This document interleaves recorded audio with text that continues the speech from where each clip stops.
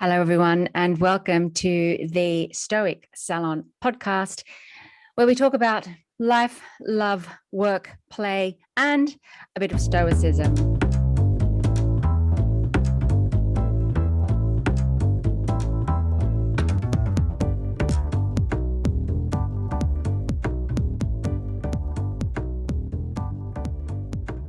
And today, we have a very special podcast episode where the authors of this book, Live Like a Stoic, Massimo Pigliucci and Gregory Lopez, will be visiting us in the Stoic Salon just to chat about this 52-week workbook on cultivating a good life according to the Stoics. My little community in the Stoic Salon, we've been gathering together and working through the book. We started in January 2022, and now we are just past midway through the book. We are up to week 26. Tomorrow we're starting week 26. Absolutely join us if you're listening to this now or at any time in the future. Feel free to join us. I'll pop a link somewhere around this video so you can join the Stoic Salon and join us. Stoicism is always much more fun with friends. In fact, that's part of our human condition, to work together as social creatures in communities.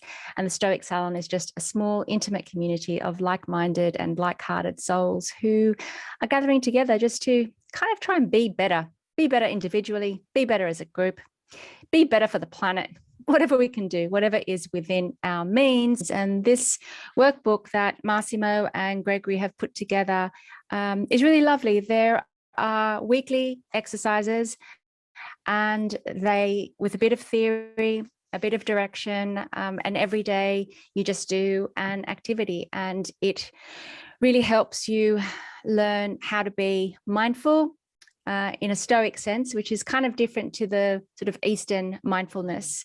The Stoics are kind of mindful in that kind of self-awareness way, identifying thought processes, faulty thought processes, let's say, and trying to find a way to think through them logically and reasonably using the power of this thing that we have here, this amazing thing that we have in our heads, this brain, which allows us to actually think clearly and logically and reasonably about things and not being dragged and pulled into certain weird directions by thinking egotistically or thinking drunkenly or just madly, as we often tend to do when we're not being mindful, when we allow faulty judgments, opinions, biases, and of course, the emotions to guide us rather than taking a step back and having a think. So, by way of introduction, that was it. This has been an absolute gem of a book so far. I first started it, and I've got the date here, in May, 3 years ago, May 18, 2019. I must have started this first. Didn't get through it the first time. And of course, Massimo and Greg kind of say that you don't need to just keep going through it, grab it and do 52 weeks. You dive in and out, or you dip in and out. It's quite a serious and solid commitment to learning how to be stoic. Or if that sounds a bit weird, just learning how to live well and live with kind of controlled and tranquil approach to life, kind of peace of mind. Stoic philosophy is a eudaimonic philosophy. So the end goal is eudaimonia, which is literally just kind of just being in the flow, just doing well, just living easy and well. And even when things are hard, and things are always going to be hard because we're human beings, and the very nature of being a human being is that change is happening. We get ill. Our bodies are just becoming decrepit day by day, depending on how old you are right now. There's all this stuff happening. Disasters are happening. The world is a bit chaotic. But even within that context, even within that, we are just able, just by thinking, taking a step back, thinking mindfully about the world, we are able to live well, even in situations of high stress, or even in little tiny situations of domestic dispute in the kitchen, for example.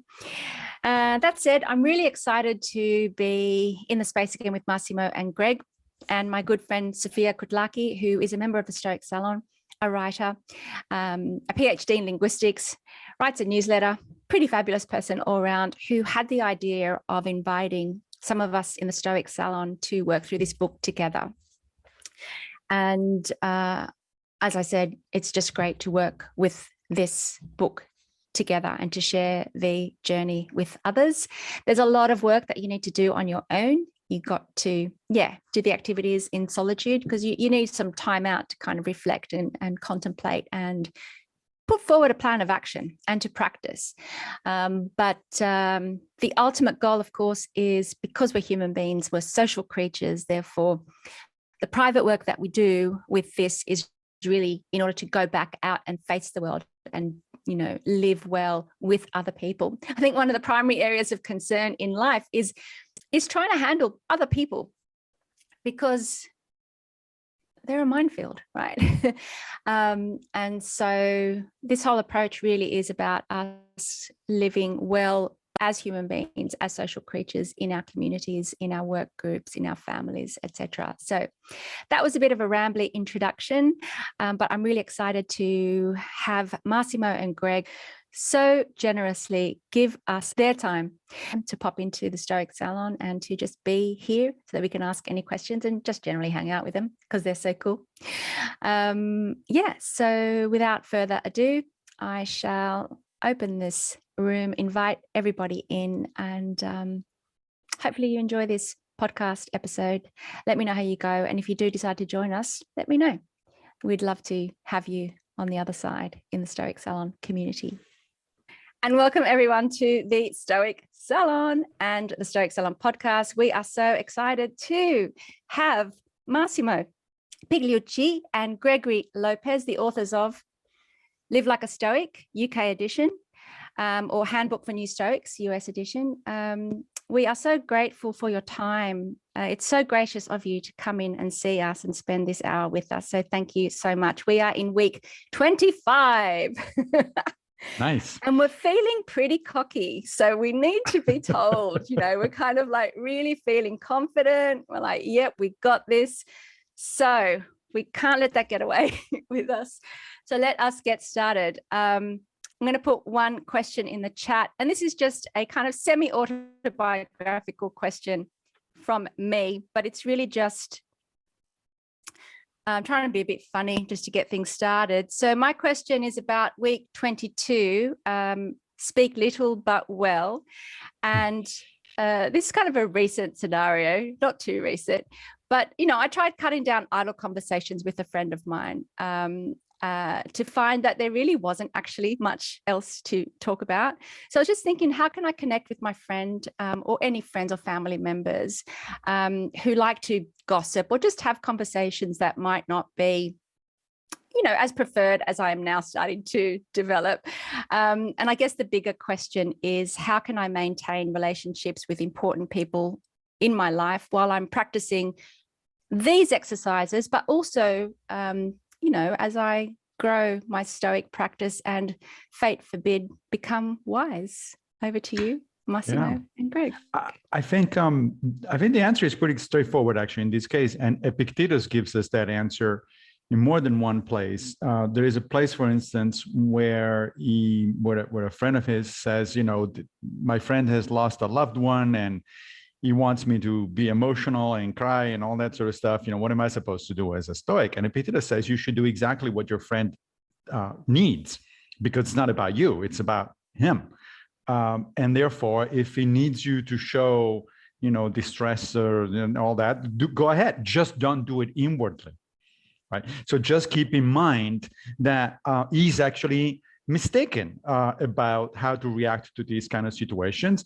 But this is not the time to tell him. This is not the time to give him a lecture on Stoicism because he's distraught. So the general idea here is to keep in mind the distinction between a Stoic practitioner and somebody who is not a Stoic.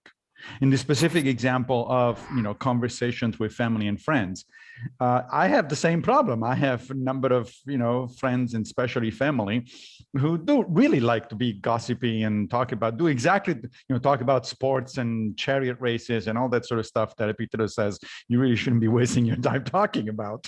And so what do? I do, I'm part of that conversation, but first of all, at a minimum, right? So I let them talk. I don't really necessarily encourage that sort of conversation that much. As soon as I can, I do try to nudge the conversation toward more sort of weighty subjects like current affairs, politics, or whatever it is, if it is appropriate. Otherwise, I just say sonnet. I mean, I don't have to participate. They go on their own anyway. And I remind myself inwardly that, however, that isn't really a particularly good time to spend conversing on those subjects, and that therefore, I'm doing it because of them, not because of me. My internal reaction is different from the external one. Greg, what do you think? I would just add to that, the common trap that I sometimes see people fall into when asking about how to practice Stoicism is, what do I do? And that is only a partial question because the motivation matters. And so building on Massimo's point, yes, if somebody is in distress and they need to talk about their relationship with somebody, sympathetic words are the best way to go in that circumstance. If you find yourself gossiping too because you have the internal urge, then it may be worth culling a little bit more. And the idea of the chapter, speak little and well, you can still speak well by validating somebody in a terse manner. You could say, that must be hard, or wow, that's too bad. But not necessarily feed into it like, yeah, isn't that person such a jerk? One time I saw them do this and blah, blah, blah, blah, blah. That is feeding it in, especially if your internal state is like, I'm digging this. So it really kind of depends on what's going on inside of you in part. But there are lots of alternative ways to build and maintain relationships that tend to be more effective. By gossiping, it kind of creates an in-group mentality. It's like, oh, you and I are sharing things about this external person, and that external person's bad. Let's bond over that. Instead, perhaps you could have external foci that are innocuous, like art or something, or doing projects together, or talking about personal hopes, dreams, and fears, which is always a great way to build relationships. Those are all alternatives, and you can try to intentionally guide those conversations in those directions over time. That is such a brilliant answer. Thank you for reminding us about the fact that it is motivation. I keep trying to tell myself that Stoicism isn't prescriptive. It's not a how-to in that sense, and that you do have to constantly, question motivation. So that was brilliant. Thank you.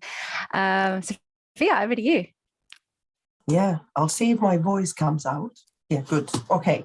Well, the next question, hello from everyone. Hello from me, hello.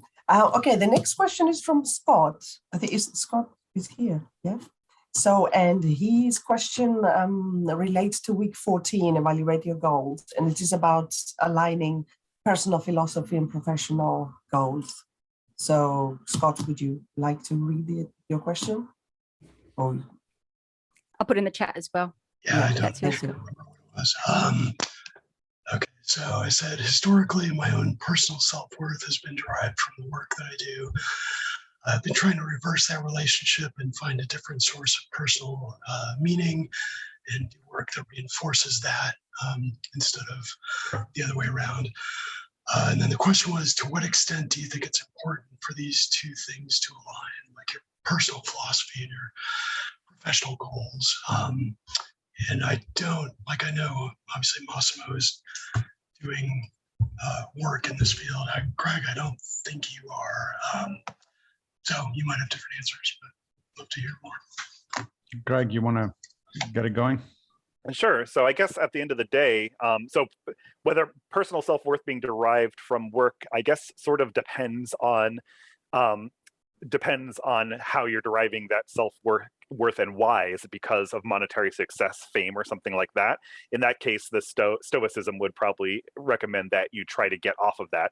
If instead it is more about the ability to help other people, then I think you could take rightful pride in that over time. So that, like everything, the answer is it depends, but I also try to just not leave it at that and explain what it depends on. So I think in this case, it depends on the details of where you're getting the self-worth from. Ultimately, Stoicism does believe in self-worth to some degree, and it's that from deriving from ancient Stoicism that you have the divine spark of Zeus within you, and you share a part of yourself of universal rationality. From a more modern perspective, it is that we all have the capacity to reason and to care about each other. And so let's flex that as much as possible.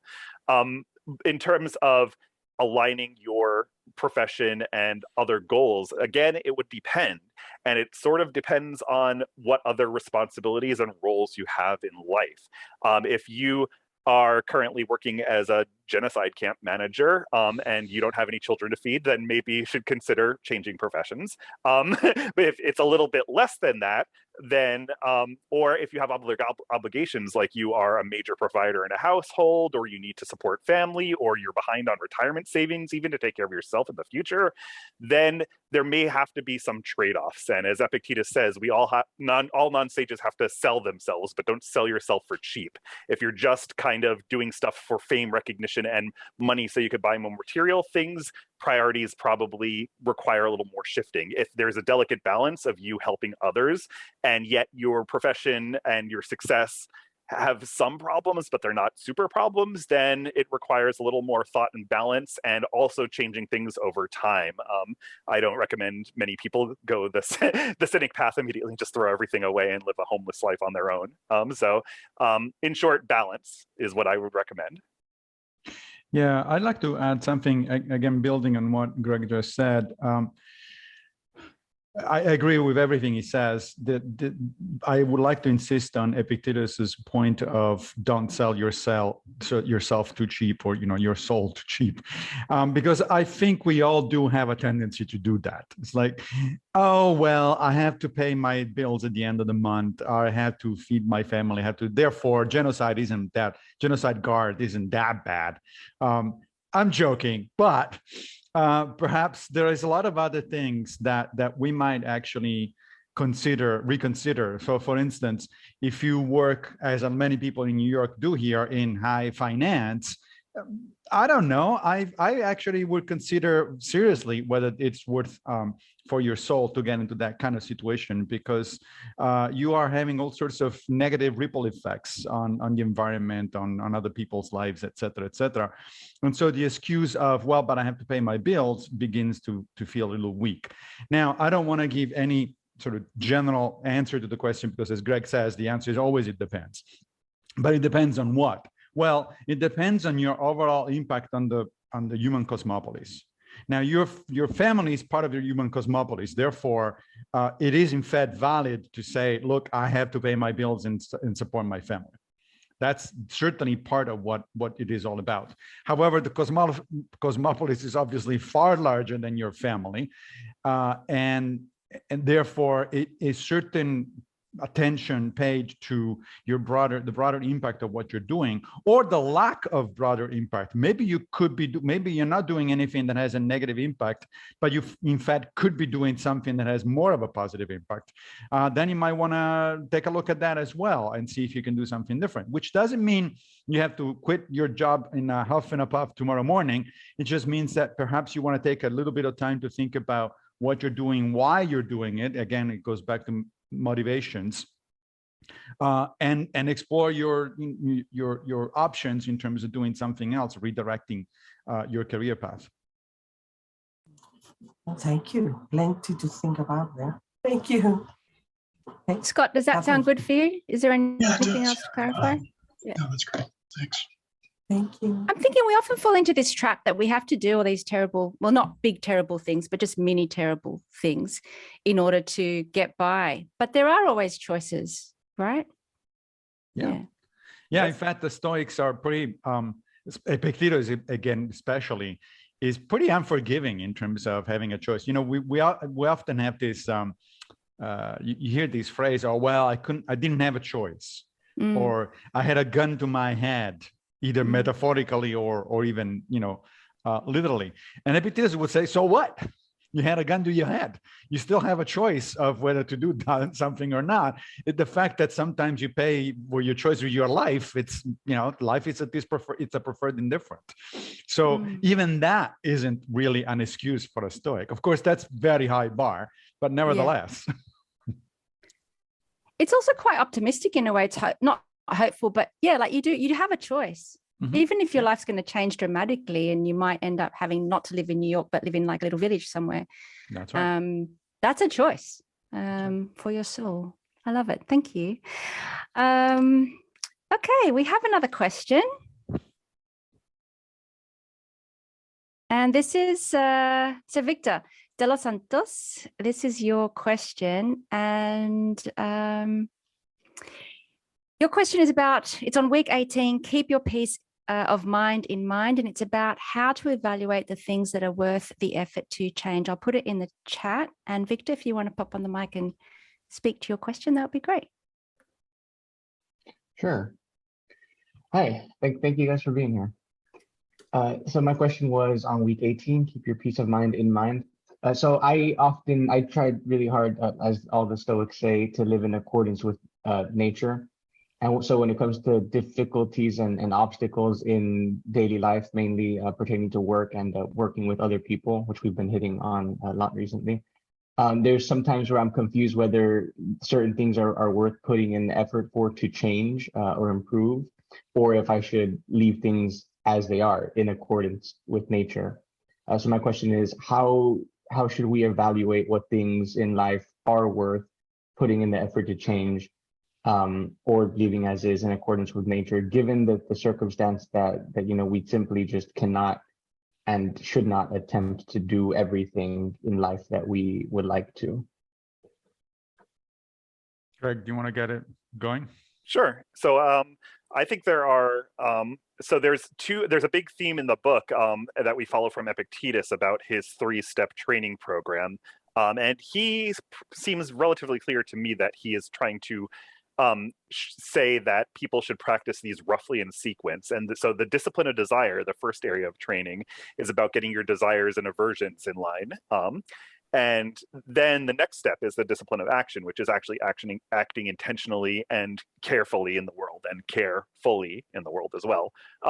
So the one answer to this question depends on how comfortable you are or how averse you are to this situation. My general rule of thumb is that if there's a situation where fears strongly come up or desires still strongly come up, it's more important to work on yourself to get those in line relative to that domain than to do actions. And why is that from a Stoic perspective? Because if you have fear, aversions, and desires to external things, you're going to have this subset of emotions come up called passions. And what's wrong with that? Well, passions put reason to the side and take over. They do the thinking for you. That's why the Stoics wanted to eliminate passions entirely, because they make us less human by making us less rational. So if you have an area where passions are going to come up, your passions are going to take over, and you're not going to be able to think things through on how to act the most effectively in that situation. So you just shot yourself in the foot. So for any situation where you have strong aversions and desires, work on uprooting those or getting them weaker in order to start. If it's not the case, then you may be well suited to act in a given situation, and then you turn to some of the tools that are in the discipline of action. And here I would take a look at your specific strengths and weaknesses. Are you situated with respect to other people to make a bigger impact than others? If so, you may want to do it. If you're not, then, and there are other people there, maybe you won't want to do it because you do have limited resources and time. It ultimately depends on your own strengths and weaknesses and how much of an impact you think that you can reasonably make at the end of the day. So I would give those as the two strong dependencies to take into account. First of all, your own desires and aversions with regard to this situation. If they're strong, work on those first. And secondly, how much of an impact can you make in this particular situation relative to other things in your life that are going on, and rather relative to other people in that situation. Yeah, I would add something, Victor, focusing on your reference to living in accordance with nature, because that is something, that's a concept that it's deceptively simple and leads people astray, however, straight away. For instance, you seem to, correct me if I'm wrong, but you seem to implying here that to live according to nature includes leaving things as they are because, after all, they're natural. That's not what the Stoics mean at all. That's a logical fallacy. It's called appeal to nature. To say that whatever is natural is therefore good, it's actually a bad idea. I mean, there are obvious counterexamples, like poisonous mushrooms are natural, and yet I wouldn't eat them if I were you, right? So that, because they're not good for you. That's good for the mushroom if you eat them, but not good for you. So living according to nature for the Stoics has a very specific meaning. It means living socially and rationally. And the reason for that is because, according to the Stoics, the most fundamental aspects, the most important, unique aspects of human nature are our ability to reason and our ability to live, cooperate with other people, right? That's what it means to live according to nature. So when you ask yourself that question, is this in accordance with nature? Basically, what you're asking yourself is a double question. Is this pro-social? Does this improve the human cosmopolis? And is this rational? And in fact, I would say those two actually collapse into one. Seneca at some point says that virtue is nothing but right reason. And right reason is social reason. So they are really one thing. When you say in the context of a human endeavor, is this rational? What you're really asking is this improving the human cosmopolis? If the answer is yes, then it's something you want to work toward. If the answer is no, it's something that you want to oppose. That said, in terms of asking yourself, estimating in any particular circumstance, well, should I do this or should I try to do this or not? That, of course, comes with experience and with wisdom, right? But I do like a concept that modern Stoic Larry Baker puts forth in his New Stoicism book, and that is the concept, the axiom of futility. A Stoic is not mandated to try to do anything that it is logically or physically or materially impossible. So if you're going to say to yourself, for instance, I need to stop the war in Ukraine tomorrow, right? No, you don't, because you run afoul of the axiom of futility. It isn't up to you, unfortunately, to stop the war in Ukraine. So don't even think about it. Do something else. It may be up to you, for instance, to send money to organizations that work with refugees. That you can do, right? Or to send food or whatever other aid. But to stop the war is something that is like, you shouldn't even worry about it. You shouldn't even think about it, because it runs afoul of the axiom of futility. I would just also add to that the ancient Stoics had this argument thrown at them called the lazy argument, where because everything's fated and everything's according to nature, then why bother doing anything? And the answer to it is pretty straightforward. You're a part of nature too, I mean, at the end of the day. And so anything that you affect is also according to nature. It's not like if you get a gunshot wound, you're just going to sit there and say like, oh, let nature take its course. You moving or getting ambulance to go to the doctor and getting it surgery is all part of nature. That's the way the world works, physis, literally. So yeah, doing that is all part of nature, and keep that in mind.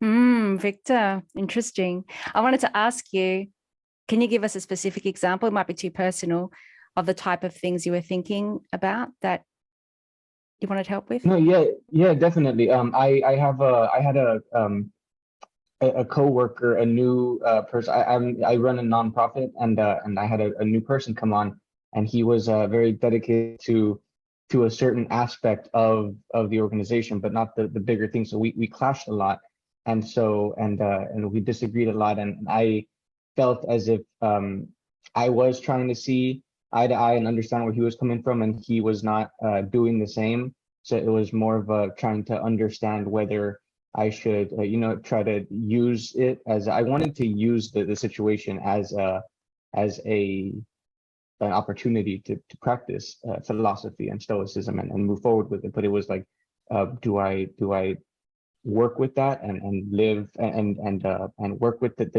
his nature and work through it, or do I need to say, you know what, this is not for the benefit of the organization, which is in turn benefiting the community. So there was a point where I felt as if the bigger, what I was trying to do, more people were suffering, not suffering, but not benefiting because I was trying to work through the conflict I had with him. But I did feel as if, okay, if I can put in the work and the effort and eventually get to a place where we could work together, then maybe it will be for a bigger benefit.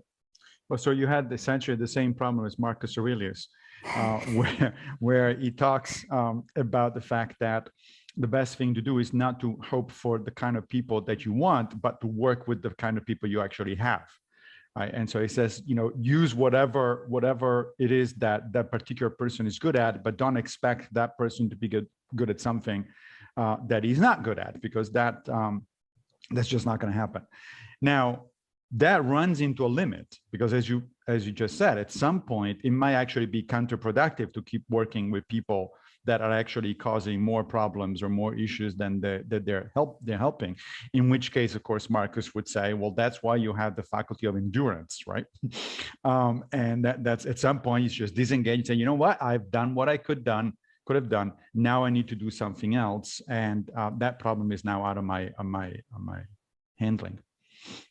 But is there a limit on endurance? Like, how long are you supposed to endure something like that? Asking for a friend. I think ideally there is no limit to endurance. Oh, okay. Right. Ideally, you just endure, because Marcus again says, no, so this looks painful to you. Don't worry, your life is short. Eventually, it's going to go away. Now, again, I was a fan of Marcus Aurelius. Yeah, right. So, I mean, again, that's ideally, that's the theory. It might be difficult to have to arrive at that, cultivate that level of endurance. But yeah, technically, there is no. I mean, you only have two choices with other people: teach them or endure them. That's it. Okay. Victor, do you know what to do now? I think so. Yes. Yeah. And what Greg was saying about the passions and that kind of skewing the rationality definitely played a part of that too. That definitely opened my eyes to a few things right now. So thank you. Thanks, Victor. That was a really great question.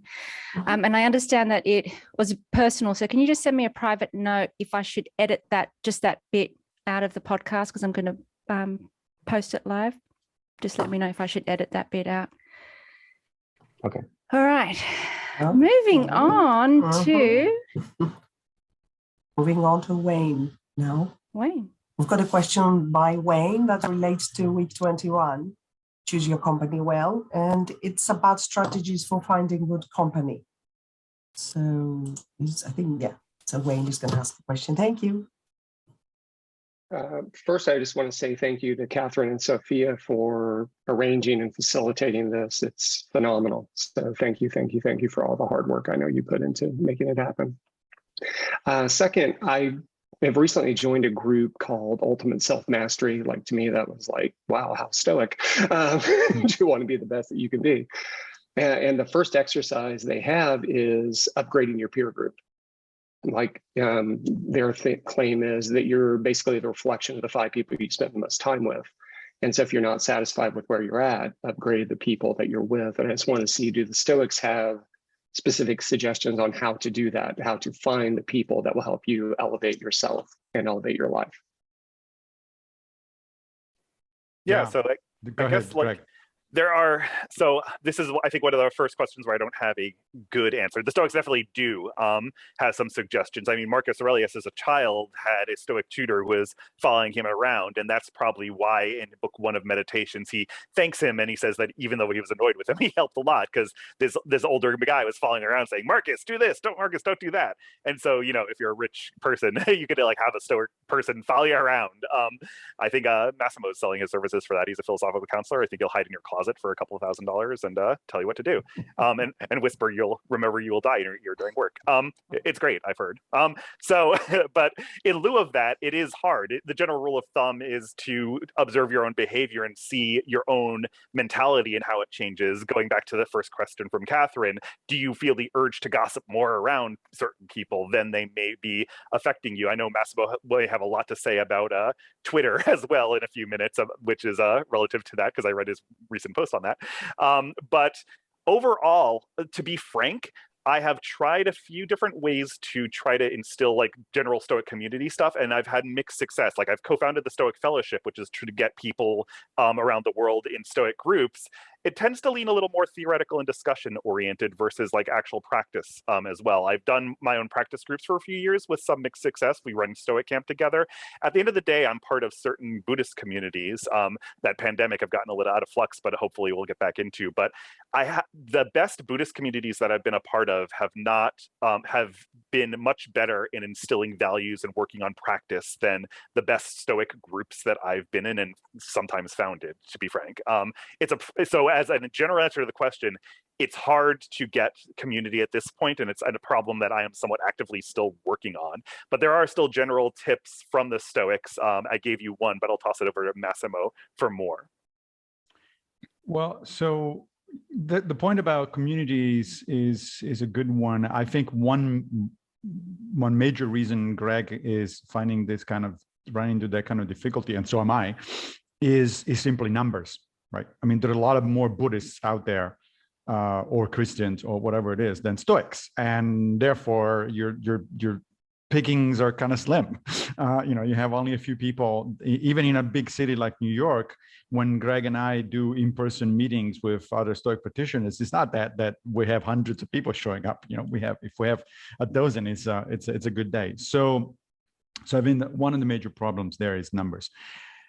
That said, my take on this particular question is that we're not really talking necessarily about large numbers in communities. We're talking about the kind of people you frequent on a regular basis. And those fall into two categories: your families and your friends.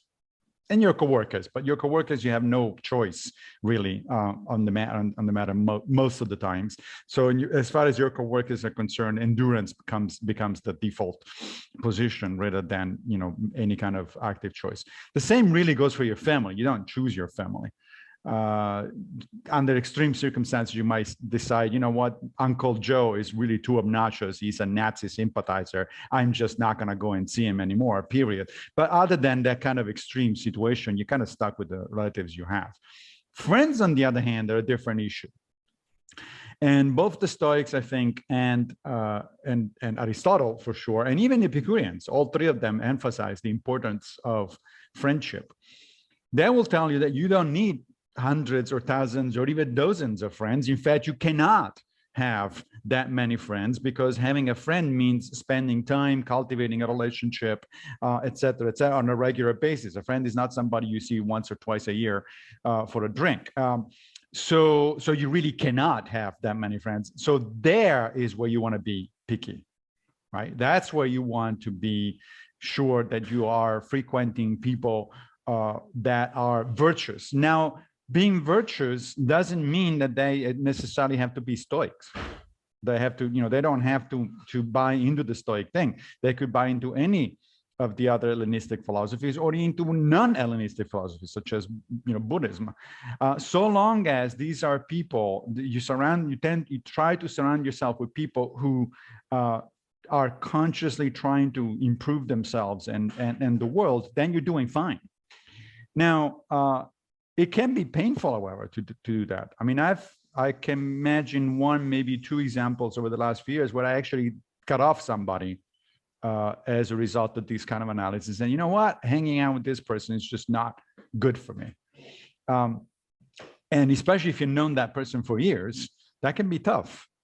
But I did it, and I think actually I'm better off for it.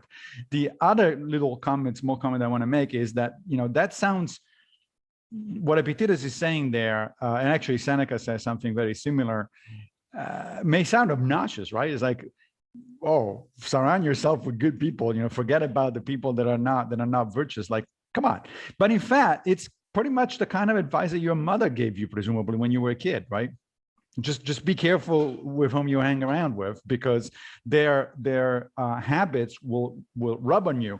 And in fact, there is empirical evidence that is the case. There's research that shows, for instance, that if you make a positive improvement in your life, like for instance, quit smoking, there is a 50% chance that your close friends will follow you. And there is a 25 to 30% chance that their friends will follow you indirectly. So you're actually making an impact on people, and of course, vice versa. So this is something to really pay attention to. And I don't think it requires necessarily large communities or things like that. So also one thing to add is if there are people in your life who are kind of a mixed bag, and which is pretty much probably everybody at the end of the day, like adding week 17's exercise to the mix could help. Meditating solely on their virtues and reminding themselves of it, because there are people who may frustrate you in some circumstances, and actually you could learn a lot from them in others. Nobody's perfect, and if you focus on the good in them, that may change your relationship and change your mentality around them. No, I think that's great advice. What the group that I joined recommends is spend more time with the people that you want to be like, or that resonate at higher frequency, that have the virtues. Like, you get to pick how much time you spend with each person. You can't ignore your colleagues at work. You can't ignore your family, but you can change the percentage of time that you spend and spend more time with the people that resonate at a higher level. That's exactly right. But it's also a question, going back to what Greg was saying earlier, of inner attitude, right? It's not just the amount of time you spend with your virtuous friends or your unvirtuous family. Is also what is your entire internal attitude while you're doing that, right? So if you are at Thanksgiving with your uncle who is gossiping or talking about obnoxious politics and all that sort of stuff, and you are actually enduring that as opposed to enjoying it, then you're actually still doing the right thing. You're still practicing. Fantastic. Your advice is great. So thank you so much for that. Wayne, thanks for that question. All right, got another question. This is Michelle. Michelle Thomas, you have a question. I've just put it in the chat. It's on week 25, dealing virtuously with frustrating people, and it's about how to avoid assenting to the wrong impressions. Over to you, Michelle. Okay, I chose this question from week 25. Nobody does wrong on purpose. Nobody wishes to be considered a bad person. People make mistakes, sometimes horrible ones, but they think they're doing right. And I asked, can you demonstrate how you would illustrate or arrive at the comprehension of the full comprehension, and using an example, using everything we've learned so far, desire, action, and then assenting to it. So, I mean, I've assented to the wrong impression many times. I mean, it just, and I'd like to stop doing that. You know, it just gets, I'm going to use a very benign example. So standing in line with somebody who's writing a check, like, and I go to the humanitarian side of me and saying, this is a little lady who needs patience. Is she in the right position to, you know, the long line is growing behind, everybody's getting anxious. So is that the right way to go about it? Just to kind of switch my mind into, you know, no matter how rushed I am, I'm just curious if that's getting the right impression. You want me to go first, Greg? All right. See what that is? What does it look like to you? Well, it looks like a lamp or a pomegranate. Yeah. Is it, you think it's a real one or is it a fake one? That's hard to say from here. I don't know. Exactly right. That's why I have this. You see here, it's on my shelf right here. This is a reference to a famous Stoic story that you find in Diogenes Laertius, of this guy that was talking about to a king about a cataleptic impression, and, you know, the sage gets the thing, you know, right, and all that sort of stuff.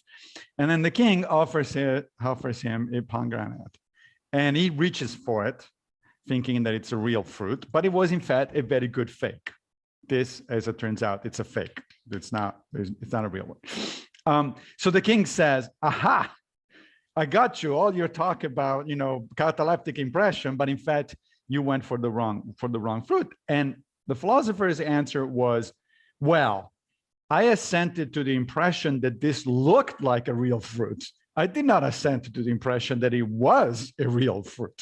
Only a sage can do that. That is, the only people that have cataleptic impressions, according to the Stoics, are sages. And last time I looked around, I haven't seen that many. I don't know if you could see yourself a sage, but you probably don't, in which case, cut yourself some slack. You don't get cataleptic impressions. The best you can do is, and I think here there was a long lasting discussion between the skeptics and the Stoics about this, which is, it's really about, we're talking about epistemology. How do I know that my conclusion is true, it's correct or not, right? And here I think the skeptics eventually did win the day by saying, look, the best you can do is to arrive at different degrees of probabilities. There is, sometimes there is a 50-50 chance that you're right. Sometimes there is a 70% chance. Sometimes there is a 99% chance, right? And but you can never actually tell, because there is always the possibility you're wrong. There's always the possibility your senses are making a mistake, that your reasoning ability is not quite getting the right answer, et cetera, and therefore you're never sure. So it's okay to make mistakes, so long as you do the following things. Number one, when you're questioning, first of all, questioning an impression, right? When Epictetus says, oh, you look like a certain impression, but maybe you're not what you are, the first thing you do is you try to take some distance between you and the impression in order to question it, if you have the time available to do that. Number two, you ask yourself, what reasons and evidence do I have to reach that conclusion? Is this good evidence? Is this good reasons? And number three, you remind yourself that even though you think that your conclusion is in fact likely correct, it's only likely so. You may make a mistake, in which case you're ready to learn from the mistake, correct it if possible, and then move on.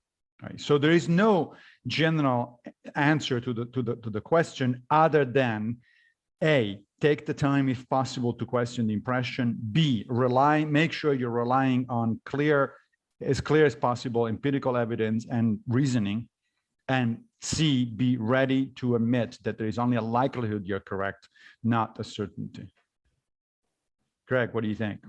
Yeah, I think that I don't have much to add. I would just add one possible practical addition to that, which is one habit which I've tried to get into the habit of that I find useful, is always generating 2 to 5 more hypotheses beyond what the first thing that comes to mind is. So if you're waiting in line and somebody's like taking their time signing a check or asking for coupons or stuff, and you're like, this person's so inconsiderate, say, got it. What are 2 other possibilities? This person is poor and they need to take the time to do it, or this person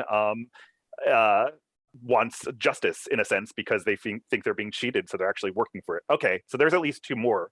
When I generate more hypotheses, my certainty naturally feels less across all of them because I've generated more possibilities. So instead of sticking with the first impression, generate some more, and I think that could help get you into a sense for skepticism. I would also add that the ancient version of catalepsis, I agree with Massimo ultimately that catalepsis is problematic epistemology. I'm not sure if I fully buy it, but the ancient Stoics did this, and they got their cataleptic impressions for what's good and bad through formal logic. They literally sat down in the classroom and said, what is good? Well, something that's good is universally beneficial. Are things like pleasure universally beneficial? No, sometimes you could overdose on heroin, sometimes you could do bad things to get pleasure. So it's not universally beneficial, therefore pleasure is not a good. By drilling logical arguments like this, that was how they generated their cataleptic impressions for good and evil. From my understanding. And so you could also try to drill your own understanding of that nobody does good or good does evil willingly by reading some of the classics like the Gorgias and the Apology, where Socrates makes these kinds of arguments that ultimately trickle down to Stoicism. Starting there, seeing the arguments, and then working from there and perhaps restating and journaling about them could be a way to solidify those impressions. Yeah, only one more thing. I think that Greg is very ambitious if he wants to generate 3 to 5 alternative hypotheses. Usually I can't get that many, but even one, but I think that the approach is exactly right. we had once somebody at Stoic camp, I think, that told us this.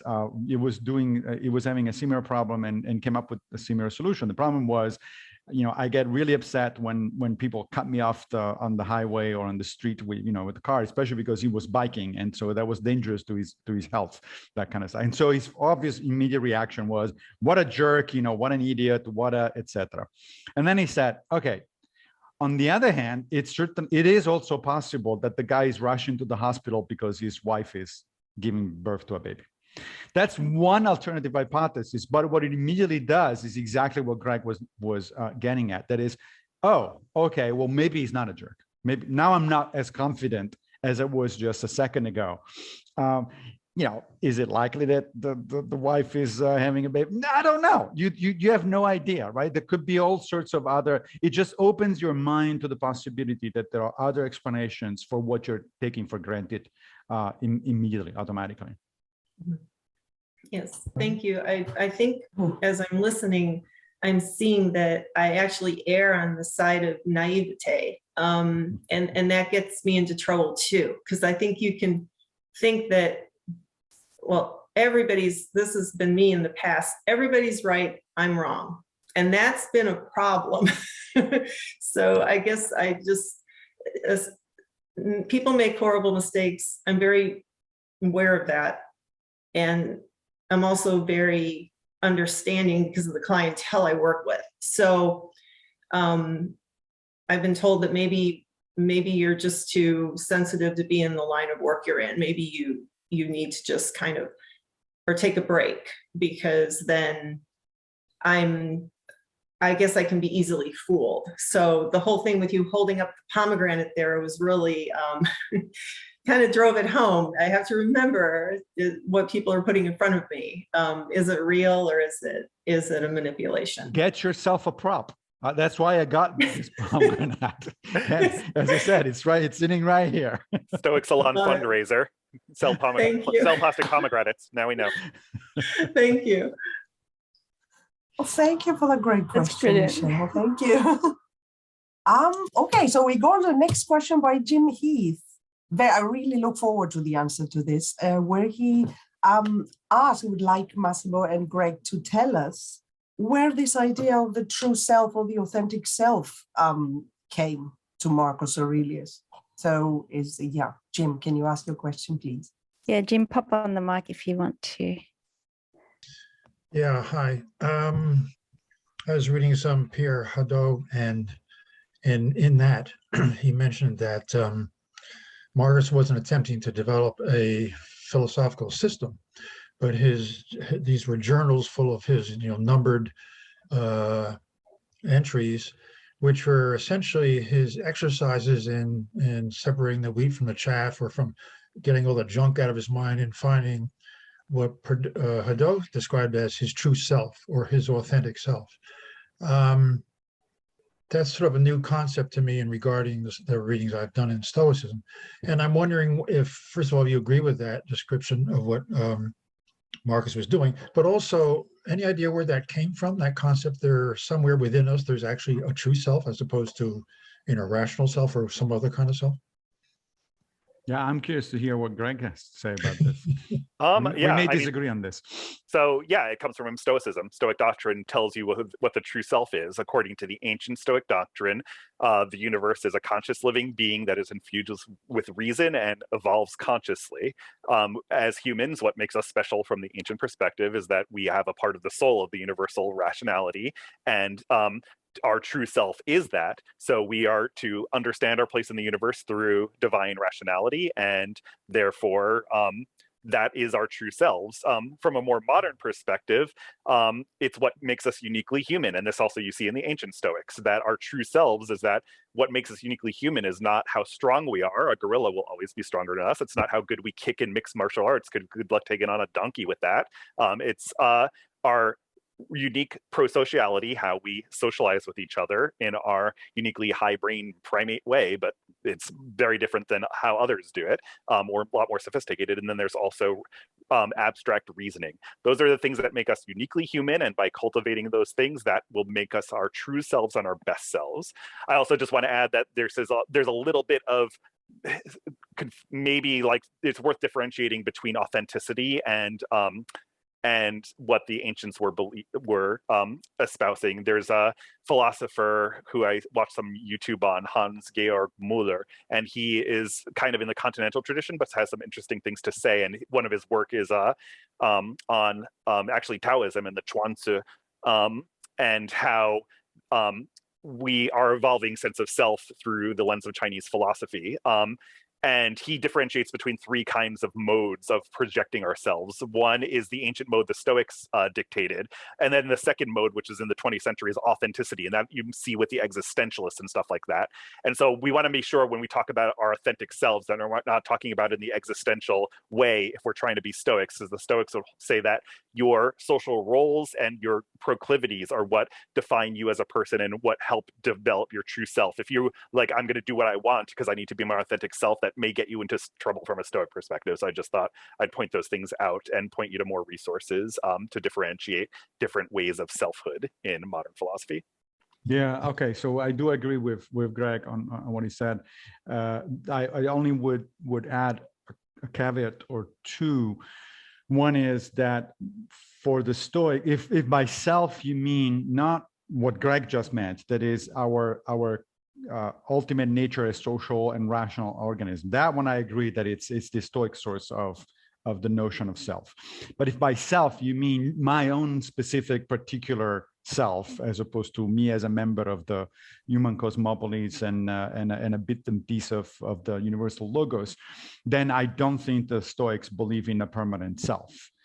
Because they import Heraclitus philosophy, the famous everything changes, you never step into the same river twice, and therefore your mini self, your self at an individual level, actually changes all the time, and it is the result of your own application of your rational ability to yourself. So in that sense, the personal self is actually a dynamic entity. It's not even an entity, it's a dynamic set of processes. And in that sense, in fact, I don't know that it is actually that different from some Eastern traditions, such as Taoism or even Buddhism. The Stoics don't believe in immortal soul that is that sort of defines you not only in this life but perennially. That's just not the thing. It's the soul is your rational part, and it dies with you. In fact, it doesn't really die, it is reabsorbed in the universal logos. It's recycled, but you as a conscious entity do cease to exist at the end of your life. Yeah, and the good news, the gospel of Stoicism from Epictetus, is that the prohairesis, that small part of your mind that is rational, is the only thing that is able to think about itself, recognize and contemplate itself, and most importantly, change itself. And so yes, Marcus was a huge Heraclitean. He was very infused with Heraclitus. So there is no permanent self in Stoicism. However, the ideal self has some general characteristics. The particulars will vary both between individuals and through time. Right. Thank you. It would seem to me that he's looking for a way to experience himself more than find an actual fixed self. Right. So you build yourself throughout life through application of your prohairesis, through application of your ability to think rationally. Every day. You change it continuously throughout your life, and therefore, in a sense, you don't find yourself. You build yourself. You construct yourself. Thank you very much. I love it. It's so liberating and so anti-Freud, isn't it?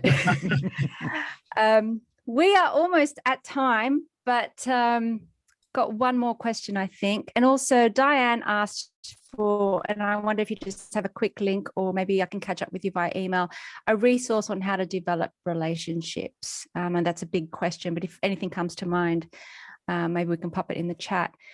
And I think just to end, I have a question which I've been thinking about, just about Stoicism seeming quite countercultural to me sometimes. And I was struck by reading sort of in week 35, Question Every Action. And there's that quote by Marcus Aurelius about regret, like to ask yourself, do I want to do this? Am I going to regret this? There seems to be quite a strong suggestion today that it's better to kind of do stuff and regret them rather than not do them at all. It's better to love and just make a mess of things, because if you don't, you'll regret it. In the end, there's this kind of fear of regret. So any suggestions on taking a Stoic approach, not just about regret, but in general, and I may be wrong, but it seems countercultural at times. Yeah, I think it is, and that's a good thing. Yeah. I mean, when I go around New York and I see all these people with this T-shirt that says "Just do it," I want to stop and slap them on the face and say, "No, pause, reflect, think about it, and decide if you want to do it, because it might turn out to be a bad idea." I mean, you're an example of, you better fall in love than and make a mess.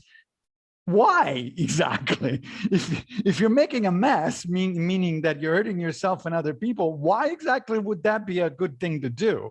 Now, that doesn't mean you don't want to do anything. I mean, the Stoicism is not about inaction, right? You are taking your chances no matter what, because we said before, you don't have cataleptic impressions. You only have more or less probable impressions, and therefore you will make mistakes. You're a human being, not a regular human being, not a sage. So it's not about not taking chances. It's only about slowing down and looking at the evidence and thinking carefully before making choices, especially if those are life impacting choices, such as career, relationships, friendships, and so on and so forth. So it is countercultural in a sense, because we are being pushed more and more by contemporary culture to buy on impulse, to agree on impulse, to or whatever it is on Facebook and all that sort of stuff. While in fact the Stoics advice is usually, if you can, slow down, right? Put the brake on it, engage what Daniel Kahneman calls system 2, the slow thinking part of your brain, because it's more accurate, because it's more rationally informed, because it pays more attention to the evidence. I would also focus, so going back to the question of would you regret? I think that the quote on week 35 answers that question. So it talks about regret, and how do you know what you're going to regret? Well, the thing about regret is it is an emotion, and one of the key insights of Stoicism is that through repeated, consistent practice, you can slowly actually change these full-blown emotions called passions. And so regret is a passion, ultimately, depending on how strong it is and the details, but a lot of things we call regret, I think, would be a passion. So Marcus answers the question as to what one should regret. How should one shape one's soul so that it only regrets the right things at the right time?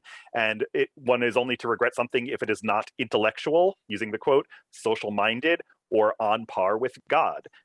If you're theological, that part answers itself. If you're not, you could take this in a few ways, either as perfect as possible, intellectual and pro-social, or you could say, or as the universe unfolds, meaning I don't have full control of it because the universe is unfolding as it will. It's just a causal network. That is the Stoic equivalent of God. So let's go with that. So if we regret things like missed opportunities to make more money, make more friends, be more popular, that kind of thing, then we are regretting the wrong things, and we can try to shape ourselves over time to not regret those. If we regret not being intellectual, not being social-minded, or not being on par with God, Massimo wrote an excellent essay summarizing Alcibiades, and I believe you're writing even more about that kind of stuff a little bit.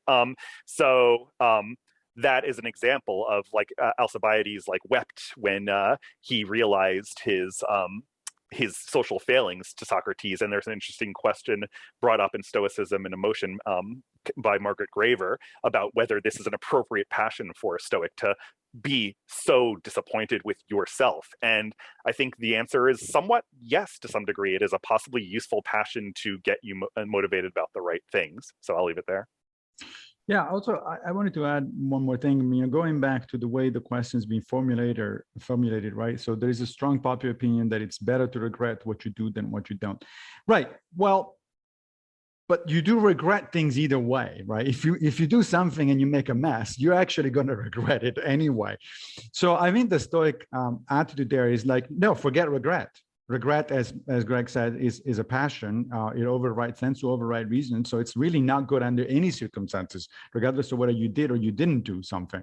What you should do instead is analytically going back with your mind to what you did and the result of it, and learn from your experience. Right? Learning is a good, so the Stoics, it's not like the Stoics ignore the past, but they don't regret it. They just try to learn from it, because regretting it, in a sense, is a wish that you could change it. And of course, the past is not under your control, right? As Epictetus says, apply the rule, the fundamental rule. What is up to you here and what is not up to you? It's up to me to learn from the past, if I can, but it's certainly not up to me to change the past, and therefore regret is out of the question. That is so brilliant, because regret is something I'm really struggling with at this point in time. So thank you for that. And on that note, it is time, everyone. We had an hour with Massimo and Greg. Thank you so much for joining us. Everyone, if you want to go on mic and just a round of applause to Greg and Massimo, thank you so much for being with us. Thank you for this. We're really enjoying it and getting better, I think. Thank you. Thank you. And wonderful. On that note, everyone, linger, because we're going to hang around and do some breakouts and have a chat. But Massimo, Greg, so much thanks. Thank you for organizing and going through the book. Thank you. It was a pleasure to be here. Always. Thank you so much. See you next time. Yep. Thank you. Bye-bye. Bye. Bye.